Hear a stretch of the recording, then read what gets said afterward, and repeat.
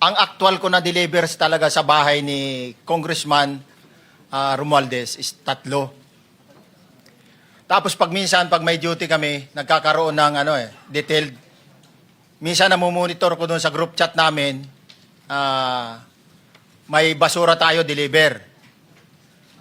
Minsan namumonitor ko siya is 3 times a week ang delivery doon sa Forbes, sa bahay ni Kung Romualdez. Yung pera minsan nanggagaling lang doon sa horizon sa taas, ibinababa. Tapos may detail lang na tao, namumonitor ko naman sa GC namin. Kaya nalalaman ko yung movement ng tropa, kung ano yung sinasabing basura ng delivery. Your So Honor. yung delivery o yung movement ng tropa nagaganap average 3 times a week. 3 times a week, Your Honor. Nagsimula noong December 2024. Yes, Your Honor.